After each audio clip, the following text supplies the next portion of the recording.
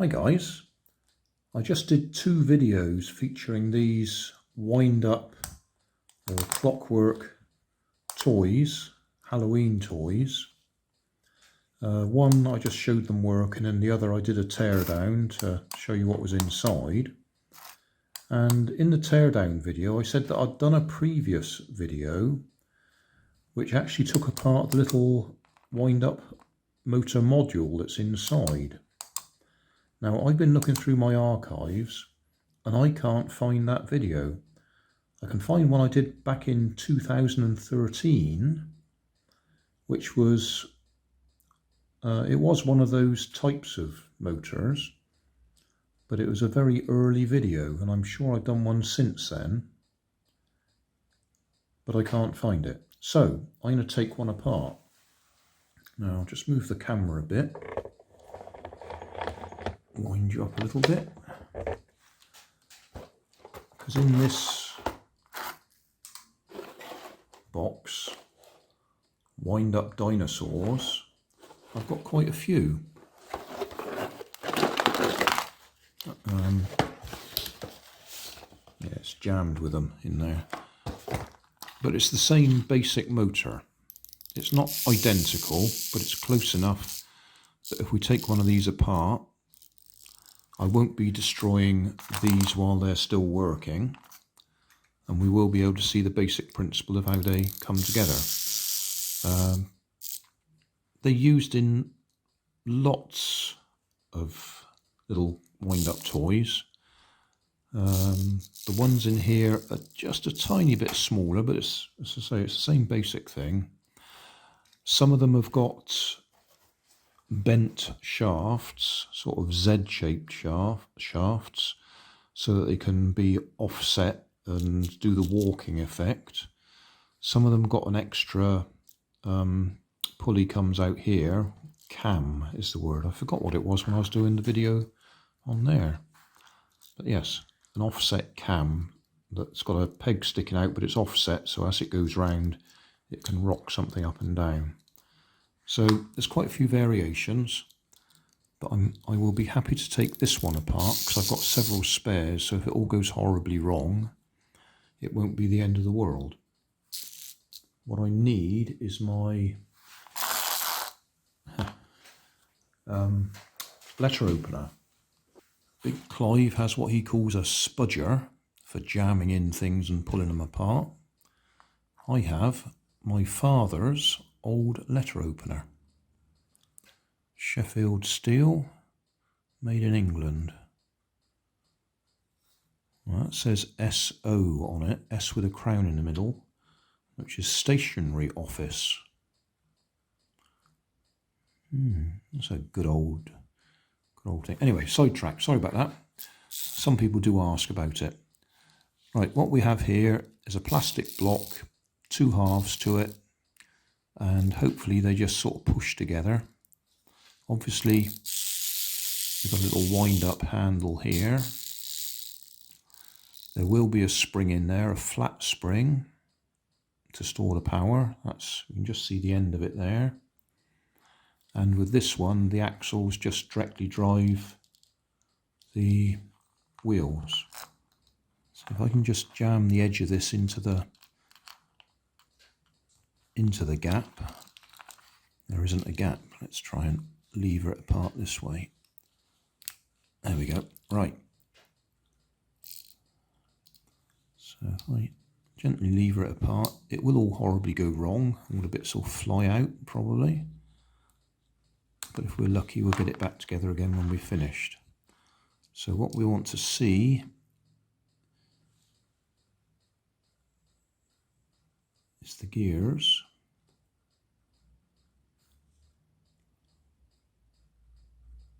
Right. Well, that's an interesting little bit. I'm not sure what its purpose is.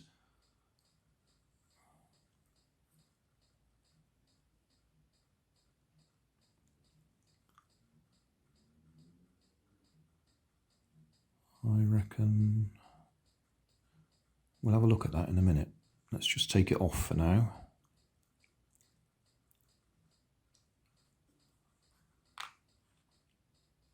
Right, in focus again. Here we can see the end of the metal spring is just under there. Can we lift this off carefully? I could have done with a pair of tweezers to do this. That would have been easier. I'll have to use my pliers. Right, that's the reduction gearing. What I'm hoping is, can we lift this off? Yes. Okay, flat spring. That is a clutch. On the inside of there, you can see the teeth, which means that it turns one way and not the other. So as you wind it up, I'm turning that handle, the spring is being wound up, but that gear wasn't moving because the bit inside was slipping. If I let that go, that's going to spin. Right, I'll lift that off again so we can just remember what we're talking about.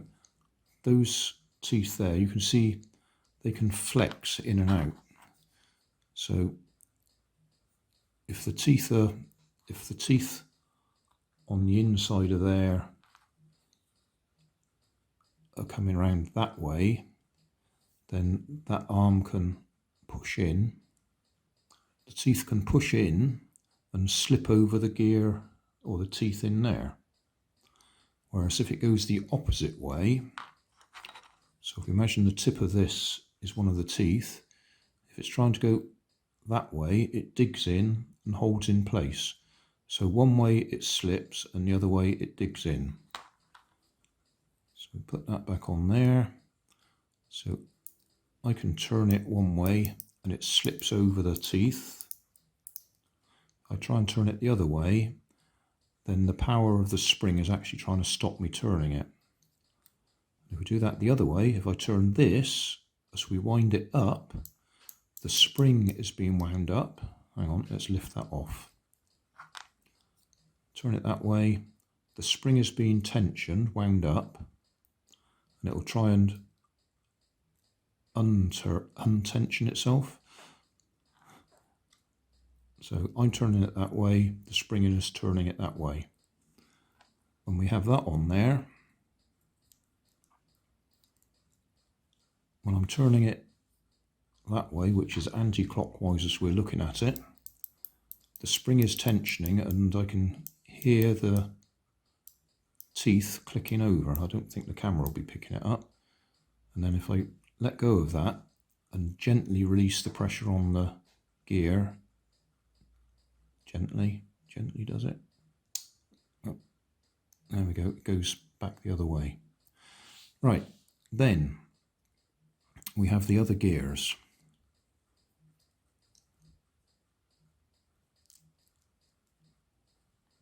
The smaller gear there engages with that one. If I can get it in position. And then this one, back in focus, the smaller gear engages with this one. And the bigger gear, back in focus again, engages with that one, I think. Am I the right way round? If we drop that in there, yeah, that's the way it's going to go. Right, I'm trying to put it in the opposite way up, because the way I had it, the gears kept dropping out of their holes.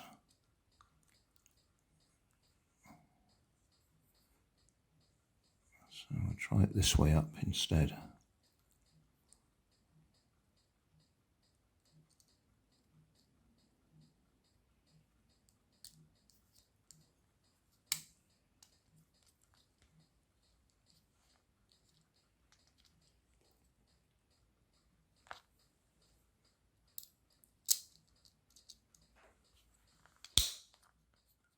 Right. Okay. So now, wind that up. I'm holding the wheel still with one finger.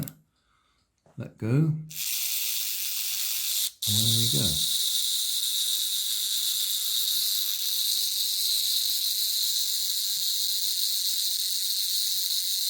But what we didn't identify was what that extra bit of plastic was for.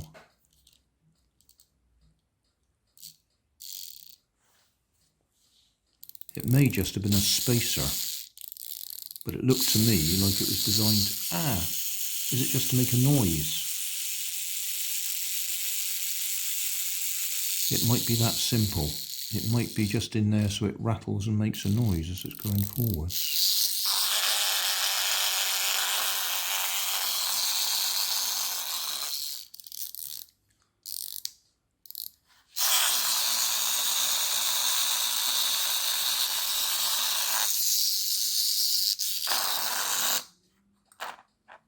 Well, I'll have to edit this quite severely because I had to redo that several times. I just couldn't get the gears to line up with their alignment holes until I turned it the opposite way up, and then they all sat in place quite easily.